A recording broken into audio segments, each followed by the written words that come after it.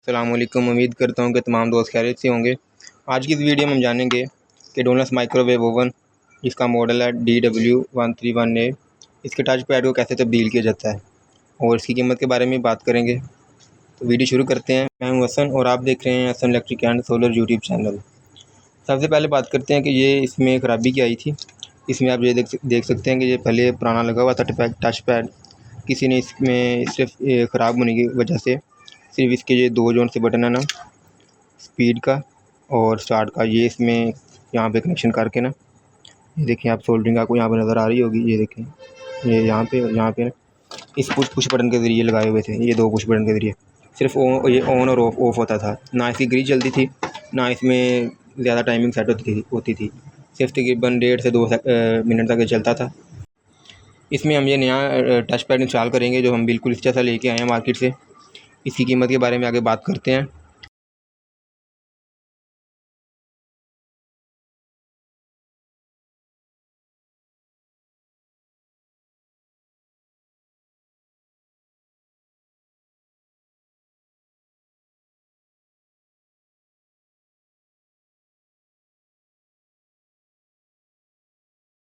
यहाँ पे लग चुका है।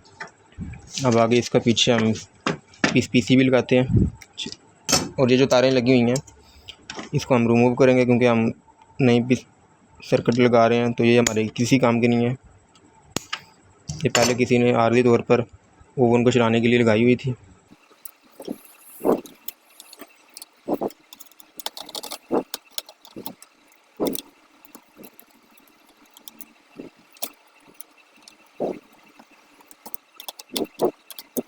इसके लॉक को जो देखिए हम यहाँ से ऊपर प्रेस करेंगे, ये ऊपर बाहर निकला है। इसको इसके अंदर इंसर्ट करेंगे। अच्छी तरह फिक्स करने के बाद इसका जो लॉक है इसको हम नीचे प्रेस कर देंगे। ये अंदर चला गया है। अब ये देखिए हम इस लॉक को अंदर प्रेस कर देंगे, ये अंदर चला गया। अब ये अच्छी तरह यहाँ पे फिक्स हो चुका है। अब हम इसको अपने ओवन के साथ लगाते हैं। ये देखिए आप बिल्कुल फिट यहाँ पे आ चुका है। ये हमारा ओवन है। इसमें ये देखें इसके जो दो दाग बने हुए नीचे, इन दो सुराखों में आएंगे और ऊपर यहाँ पे इसका एक ये पेच लगेगा यहाँ दरमियान में। और ये जो चीज़ है ये यहाँ पे इसके अंदर आएगी, इसका ये डोर लॉक है।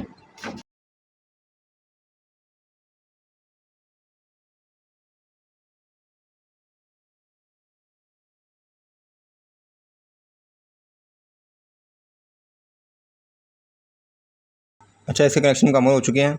मैं अगर आपको दोबारा समझाना चाहूँ तो इसमें ये देखें जो जिसका जो ऊपर जो कनेक्टर ये वाला लगा हुआ है, ये पीसीबी को चलाता है। ये रिले के ज़रिए ऑपरेट होता है। यहाँ इसके नीचे यहाँ पे रिले लगी होती है। जब ये डोर बंद होता है तो ये हमारी पीसीबी ऑन होती है यहाँ से।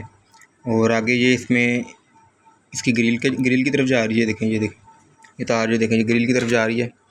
ये हमारी ग्रिल के रिले के साथ ये कनेक्टर लगा हुआ है ऊपर वाली रिले के साथ। और ये जो नीचे वाला ये हमारी हीट गन की तरफ जा रहा है, हीट गन को ऑपरेट करता है। ये देखें ये ट्रांसफार्मर की तरफ ये तार जा रही है इसकी।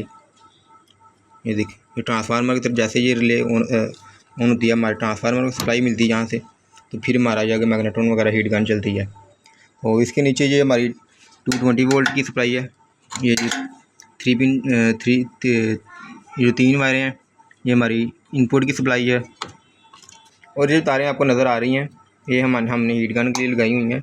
इसका कनेक्टर यहाँ से ख़राब हो गया था, बजाय कि हम इसको मुकम्मल को तब्दील करते, हमने ये 3 इसकी तारें बाहर निकाली हैं और डायरेक्ट यहाँ पे इसके साथ कनेक्शन कर दी हैं। और आगे हमने ये कनेक्टर लगाया है और कनेक्टर के साथ हमें इसका ये जो पहले यहाँ पे जैसे लगी थी उसके साथ फिक्स कर दी है।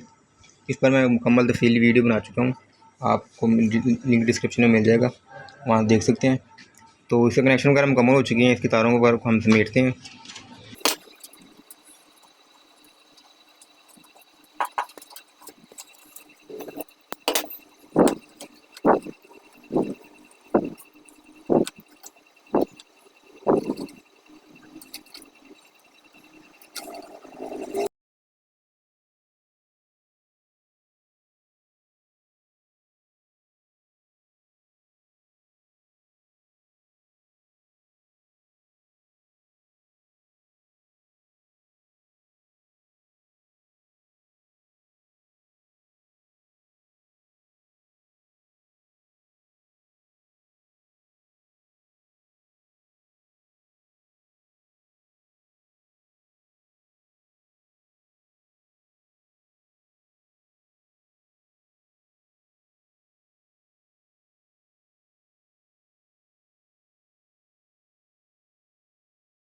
ओवन वगैरह की फिटिंग करने के बाद हम इसको टेस्टिंग करने जा रहे हैं। लैम्प मीटर को मैंने एम्पेयर पे सेट कर लिया है यहाँ पे, और यहाँ पे इसका शुरू लगाते हैं। ओवन हमारा ऑन हो चुका है। इसमें हम थोड़ा सा अंदर पानी रखते हैं।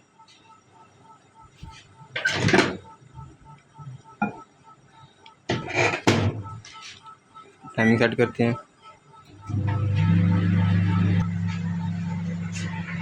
भैया यहाँ पे इसका एम्पेयर देखें, तकरीबन 6-7 एम्पेयर ले रहा है।